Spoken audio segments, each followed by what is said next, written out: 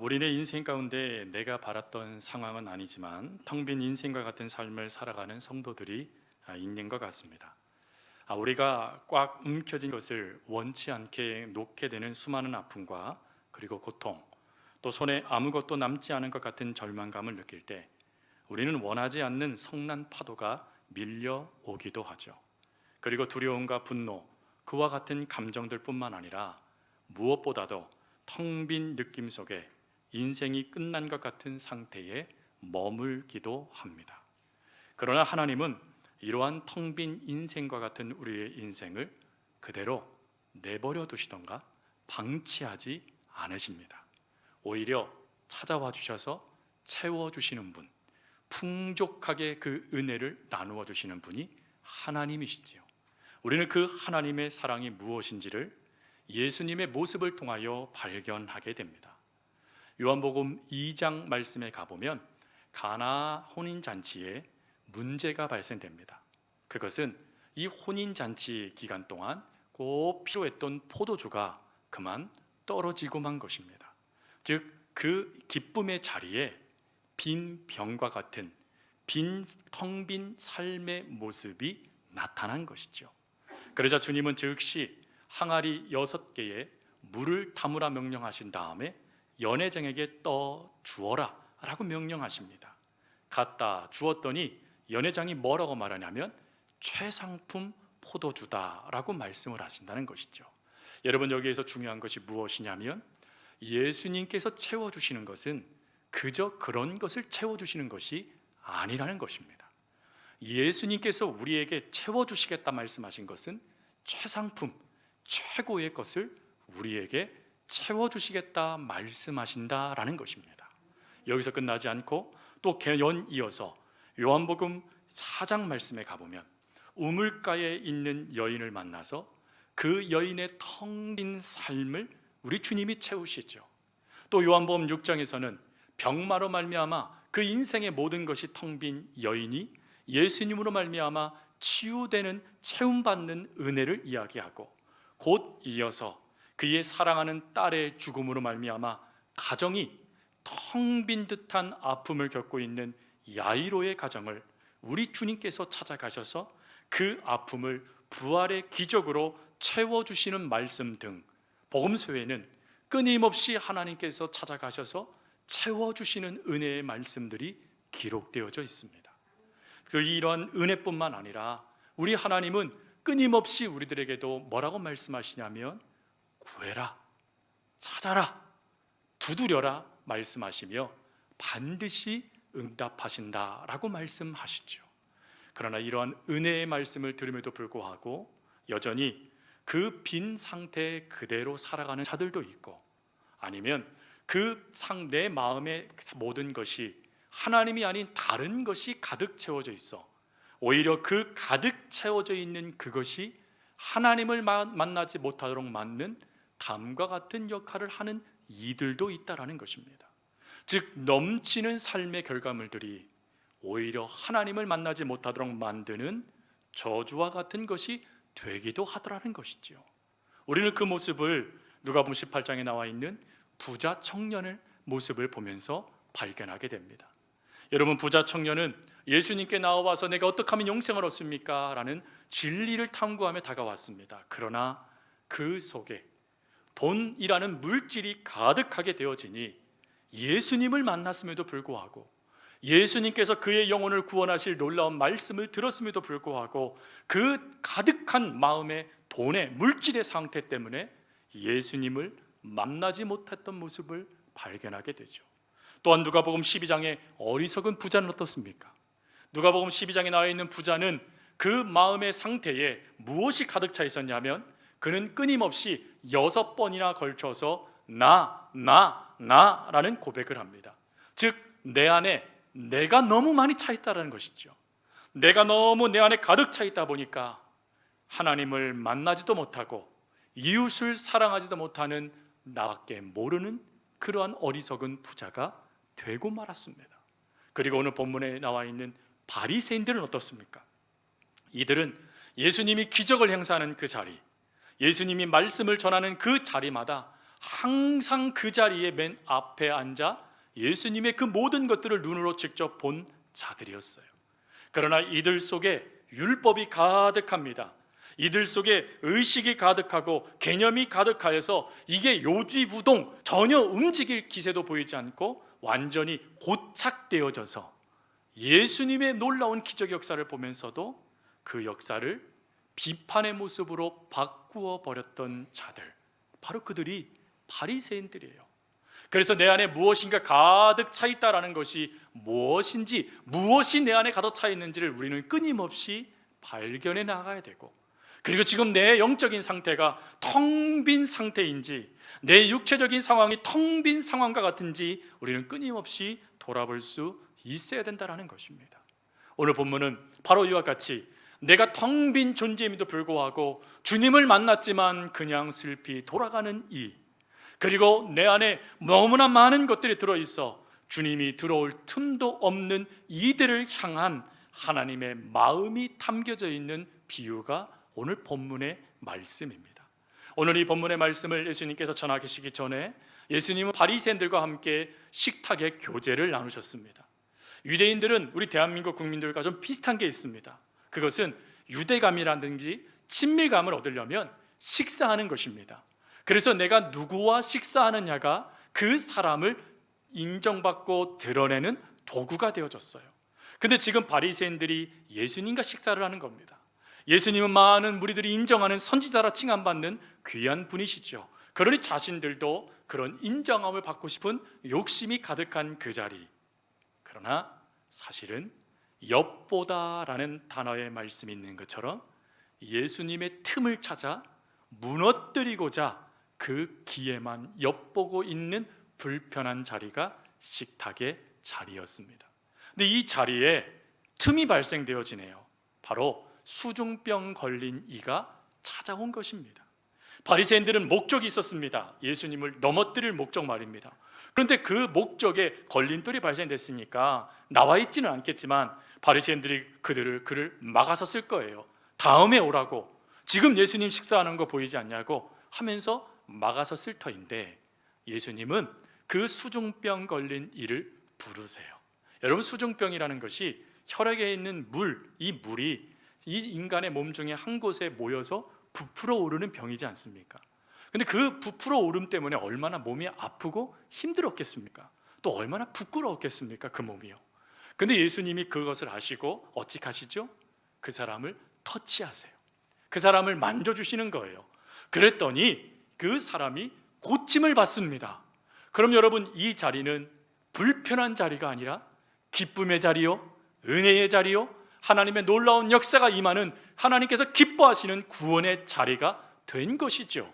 그러면 바리새인들도 그 역사를 바라보면서 설령 그 마음에 예수님을 어떻게 하든지 고발하고자, 고소하고자 예수님의 틈을 찾고 있었다 한다 할지라도 하나님의 역사가 이루어졌으니 그 마음을 내려놓고 하나님의 그 역사를 함께 찬양하며, 아, 정말 하나님은 살아계십니다 라고 하며 하나님을 인정해야 되지 않겠습니까?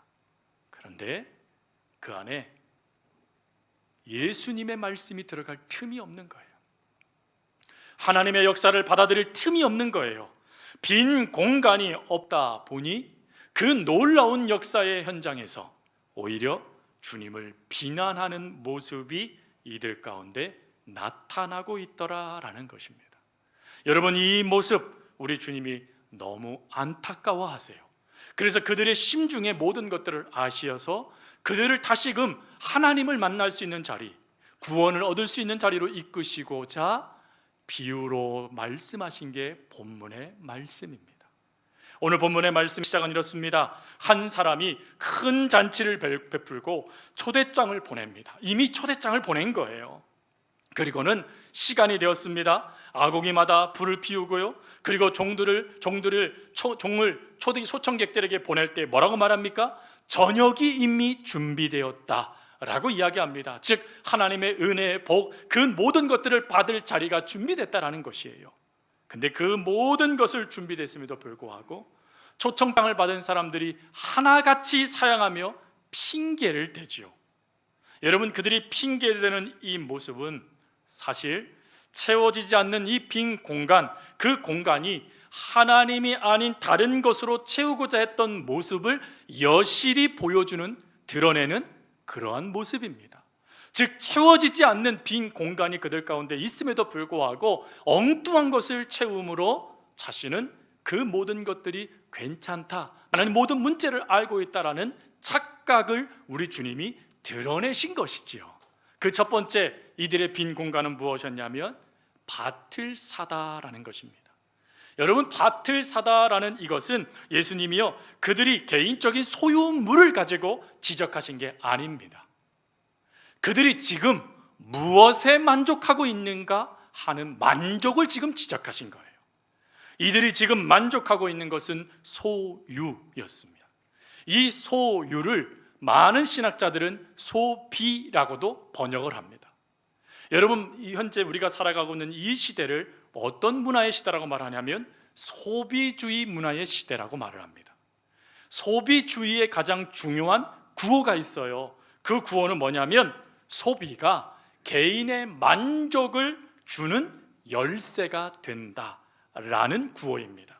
즉 많이 소비할수록 만족할 수 있게 되어진다라고 끊임없이 우리 속에 속삭인다라는 것입니다. 근데 여러분 어떠세요? 소비는 끝이 없어요. 소비는 더 나아가서요, 만족도 없어요. 여러분들이 무엇인가 갖고 싶은 것이 있어요. 그것이 가전제품일 수도 있고, 그것이 명품 옷일 수도 있고, 아니면 그것이 좋은 집일 수도 있어요. 수많은 것들을 여러분들이 갖고 싶어 합니다. 그걸 위해서 부단히 노력해서 드디어 그것을 얻었어요. 그러면 여러분 어떠세요? 그 만족이 여러분 평생의 기쁨이 됩니까? 안타깝게도 현 사회는, 우리가 살고 있는 이 시대는요, 급변하는 시대예요. 10년 뒤에, 20년 뒤에 새로운 물건이 나오는 시대가 아니라 채 한 달도 지나기 전에 새로운 것들을 만들어내 많은 사람들의 호주머니에서 돈을 뺏어가는 시대입니다. 즉 내가 무엇인가 만족된다라고 그것을 사고, 내가 무엇인가 만족된다라고 그것을 입는다라고 그 만족의 기쁨이 영원하지 않는다라는 거예요. 그럼에도 불구하고 많은 이들은 그것이 우리를 만족시킬 수 있다라고 생각하여 그 어느 것으로도 채울 수 없는 그것에 우리들의 모든 마음을 빼앗기고 있다라는 것입니다. 그것을 주님이 지적하고 계시는 거예요. 즉 하나님이 주시는 만족이 아니라 그 함시적으로 아주 짧게 주는 만족에만 만족하고자 그것을 붙잡아 정작 중요한 하나님의 은혜를 놓쳐버리고 있는 그 모습 말입니다. 여러분, 냉장고에 아마 음식들이 가득 차 있으실 거예요. 옷장에 여러분들이 혹시 여러 가지 컬렉션을 갖고 있는 분들도 계시겠죠. 그런 곳에 다양한 물건들이 가득 있는 분들도 계실 거예요. 그럼 어떠세요? 만족되세요? 냉장고를 열어볼 때마다 배부르다 생각이 드세요? 이상하게 없는 게 보이지 않습니까? 명품 옷을 입고 명품 핸드백을 내가 들고 명품 구두를 신고 명품 차를 타도 이상하게 내가 없는 것이 보이지 않습니까? 여러분, 소비는 우리를 만족시키지 못합니다. 한순간 기쁨을 줄 수 있지만 영원한 만족은 줄 수 없다라는 거예요. 그러니 여러분, 그것이 만족되지 못하니까 우리는 끝없이 빈 공간의 아픔을 겪고 또 그 채워지지 않는 갈증 때문에 힘들어하고 있는 것입니다. 또 두 번째 빈 공간의 모습은 무엇입니까? 소라는 말입니다. 이 소라는 이것이요, 그러면 소를 샀네, 그럼 소비주의네, 목사님 또 돈 얘기예요? 이것이 아니죠. 여기서 말해주고 싶은 것은 이 사람, 초청장을 받은 두 번째 사람이 뭐라고 말하냐면 내가 5쌍의 소를 샀다라는 거예요. 그래서 그 소를 삼으로 만족한 게 아니라 뭐 한다고 그러죠? 밭을 갈겠답니다. 그러니 지금 이 두 번째 초청을 받은 이 사람의 관점은 일에 집중되어져 있었다라는 거예요. 즉 하나님의 은혜보다 일이라는 것을 통하여서 지금 내 안에 빈 공간을 채우고자 하는 그 모습을 말해주는 거예요. 일하는 게 뭐가 나쁜 겁니까? 열심히 일해야 되는 거잖아요. 여러분 생각하실 거예요. 네, 여러분, 옛날에 2012년도에 뉴욕타임즈에서 바쁨이라는 함정이라는 글이 실린 적이 있었어요. 그 글에 보면 일에 취해 살아가는 이 시대의 사람들이 무엇을 놓치고 있는지, 그리고 어떤 함정에 빠지고 있는지를 설명을 합니다. 한 기자가요, 많은 사람들에게 동일한 질문 하나를 해요. 그 질문은 뭐냐면, 요즘 당신은 어떠십니까? 라는 질문을 하는 거예요. 요즘 어떻게 지내세요? 라고 질문하는 겁니다. 그럼 여러분 뭐라고 대답하시겠어요? 장로님, 집사님, 권사님, 요즘 어떻게 지내세요? 그러면 우리나라 사람들이 늘 하는 말, 잘 지냅니다. 이렇게 얘기하면 그나마 잘 지내시는구나 하겠지요. 근데 대부분은 뭐라고 대답하죠? 바쁘게 지냅니다. 미칠 것 같이 바쁩니다 라고 하며 바쁨을 이야기하지 않습니까? 근데 많은 사람들이 이렇게 바쁨을 이야기하는데 사실 이 바쁨을 이야기하는 이유가 있다라는 거예요. 그것은 이 신문에 보니까 이렇게 얘기합니다. 바쁨은 공허함을 막아주는 일종의 울타리 역할을 해준다 생각한다. 즉 내가 바쁘게 무엇인가를 하면 지금 내 안에 있는 이 공허함, 내 안에 찾아온 무엇인가 해결할 수 없는 그 문제들을 내가 해결할 수 있다라고 생각하여 끝없이 일 그거에 우리의 모든 초점을 맞춘다라는 것입니다. 그런데 여러분 어때요? 열심히 여러분들이 일을 하고 그리고 즐거운 나의 집으로 올 때 콧노래를 부르는 이들도 있겠지만 대부분은 찻장 너머를 바라보며 우울함 가운데 빠지는 이들이 의외로 많은 거 아셔야 됩니다. 자신의 삶 속에 해결되지 않는 그 문제 때문에 아무리 노력해도 마치 항아리가 밑바닥이 뻥 뚫려 있는 것처럼 모든 게 쏟아지는 것 같은 그 모습 때문에 절망하는 이들이 너무나 많다라는 거예요. 그래서 타임즈에서는 이렇게 결론을 내립니다. 많은 사람들이 그 일에 집중함으로 내가 지금 무엇을 놓치고 있는지를 애써 외면하고 있다. 정작 나에게 중요한 것, 그거를 놓치면서 그 일에만 취해 살아가다 보니 착각한다라는 거예요. 오히려 더 많은 함정에 빠진다는 것입니다. 그게 우리들의 현실이라는 겁니다. 의외로 이 일에 중독되어 있는 성도들도 많아요. 그래서 그 일이 모든 것에 중심에 있는 일도 많습니다. 그러나 여러분, 그것이 우리를 만족시키지 못한다는 거예요. 그것이 우리 속에 있는 문제를 해결해 주지 못하고 오히려 더 엄청나게 깊은 함정의 구렁텅이에 우리를 빠뜨려 버린다는 것입니다. 그리고 세 번째는 결혼이에요. 오늘 한 사람이 장가를 들었다네요. 여러분 장가를 들었으니까 잔치자리에 못 올만 하네 생각 드실 거예요. 그치요? 신혼여행 갔다 왔어요. 그럼 뭐 해야 되죠? 신혼여행 갔다 왔으면 양가 부모님 찾아뵈야 되잖아요. 양가 부모님 찾아뵙고 친지들과 기쁨을 나눠야 돼요. 친구들도 만나야 돼요. 또 가정에 들어가면요, 가정을 어떻게 아름답게 색칠할까 고민하며 그 가정을 돌봐야 돼요. 너무 바빠요. 그럼 주님이요, 이 장가들은 이 이야기를 왜 하셨을까요? 그것은 내가 사랑하는 사람을 만나 사랑을 하게 되어지면 내 문제가 해결될 거라는 착각을 지적하신 거예요. 사회학자들은 오늘 본문에 나와 있는 내가 장가 들었으니 하는 이거를 뭐라고 표현했냐면 이렇게 표현을 했습니다. 누에 고치화된 모습이다. 누에 고치화라는 것은 뭐냐면 더 이상 사람들과 부딪히기 싫다라는 거예요. 이제 사람들과 이제 엮이거나 그들과 교제하기 싫다라는 거예요.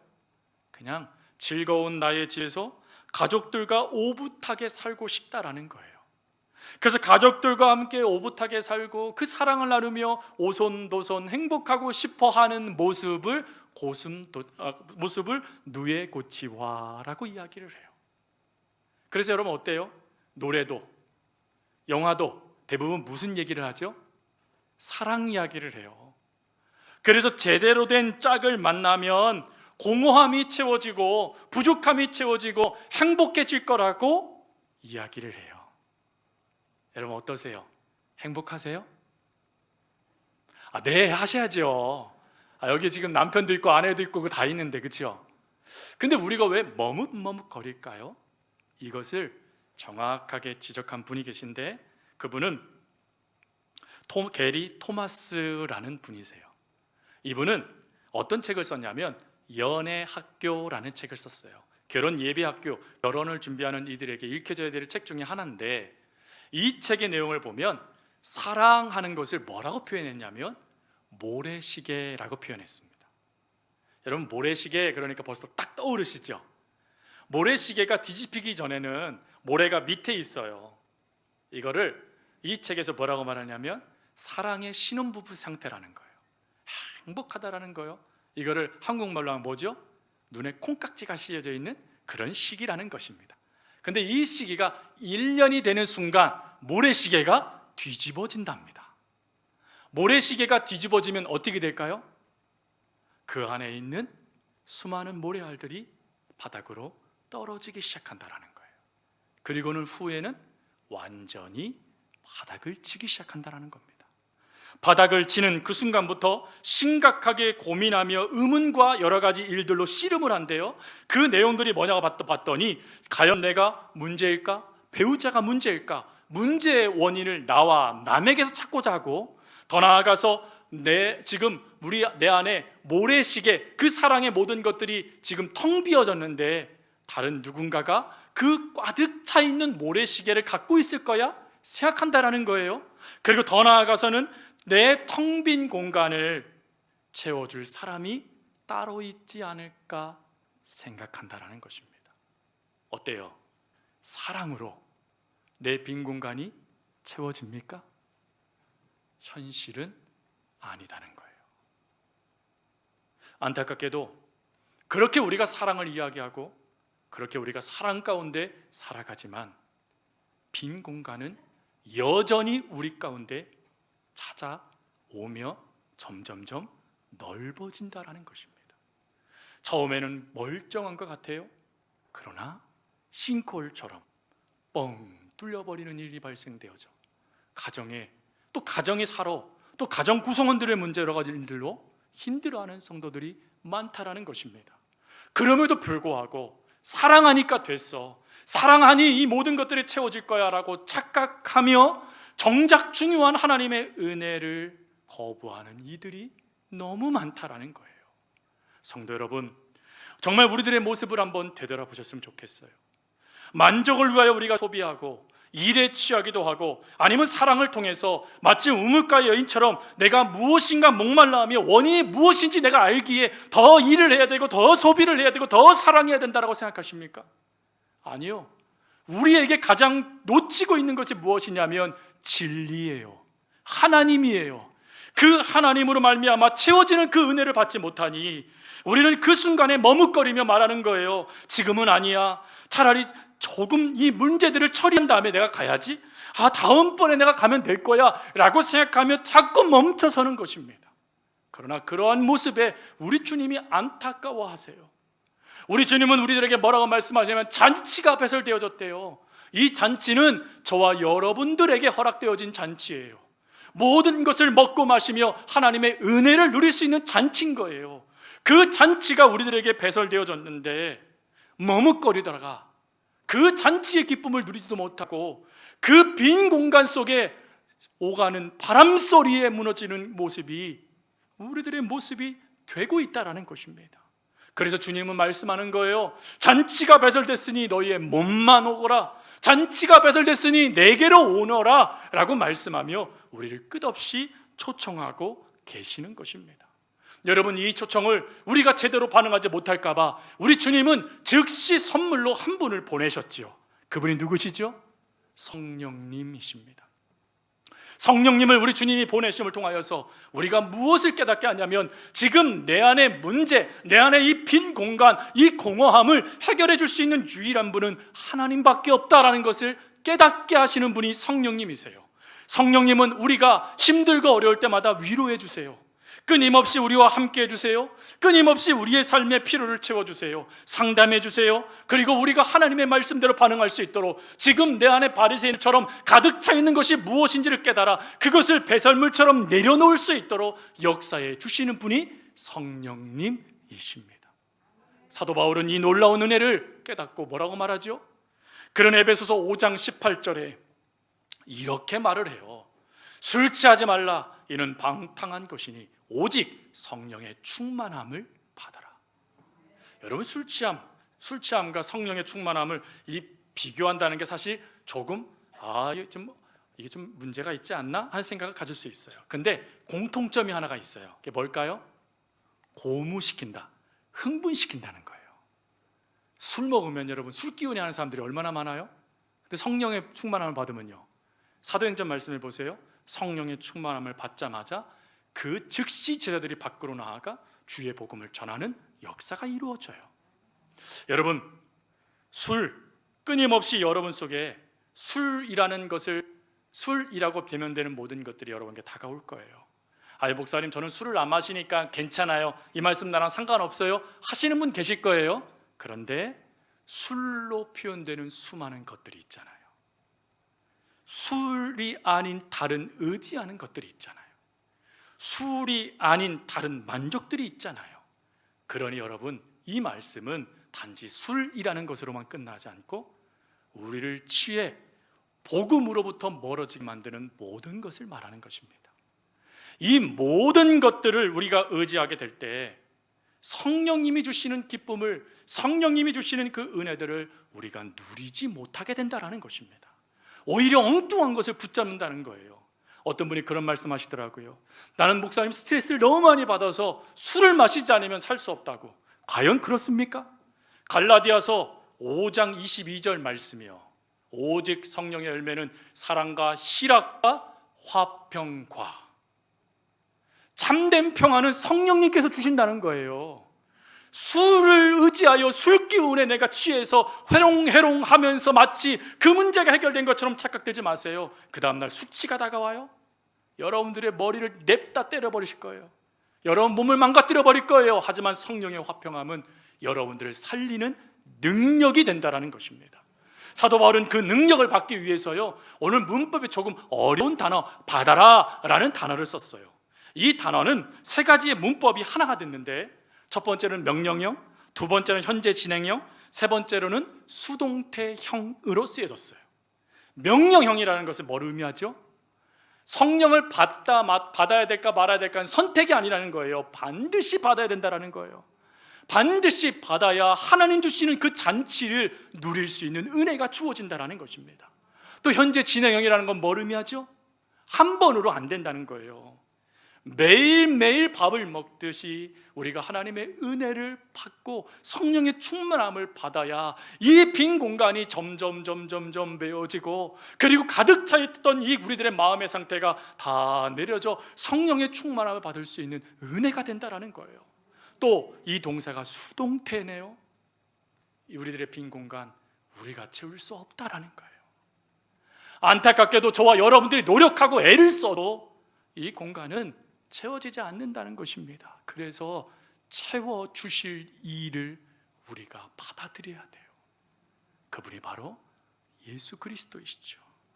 여러분, 예수님께서 오늘 저와 여러분들에게 말씀해 주세요. 잔치자리가 배설되었다. 그러니 내게로 와서 이 음식을 먹어라. 내게로 와서 나와 함께 즐기자라고 말씀하신다는 거예요. 그러나 어떤 이들은 내 마음의 상태에 모든 것이 가득 차 있다 보니 그 말씀을 한 귀로 듣고 한 귀로 흘려버리는 이가 있고, 어떤 이들은 내가 무엇인가 할 수 있다는 생각 속에 그 채워지지 않는 빈 공간을 붙잡고 주님 곁을 떠나는 이도 있다는 것입니다.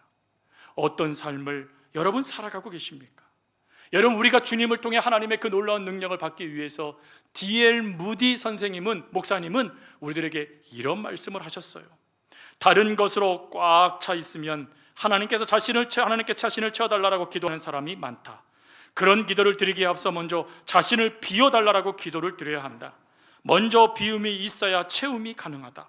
마음을 뒤집어 하나님께 반하는 모든 것을 쏟아내면 그때 비로소 성령이 들어오신다. 하나님 앞에 여러분 기도하세요. 우리가 하나님의 놀라운 은혜를 받고 그리고 이 빈 공간을 채울 수 있는 유일한 길은 하나님밖에 없어요.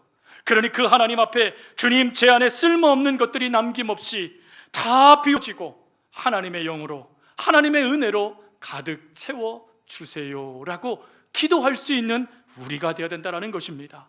그럴 때 무지 목사님은 연이어 이런 말씀하셨어요. 우리 속에 모든 것이 비어진 자들은 비어진 채로 주님 곁을 결코 떠나지 않는다. 하나님이 반드시 그 비어진 것을 채워주신다라는 것입니다. 여러분, 이것을 믿으셔야 돼요. 이미 우리들에게는 초청장이 들려져 있어요. 예수 그리스도라는 초청장이 이미 들려져 있어요. 여러분, 이 초청장을 받고 그 초청장을 움켜쥔 채 굶주리고 있다라면 얼마나 불쌍한 사람입니까? 또 잔치자리 앞에까지 왔는데 잔치집의 문틈으로 나오는 음식 냄새만 맡고 있다라면, 그리고 입맛만 다시고 있다라면 얼마나 어리석고 불쌍한 모습입니까?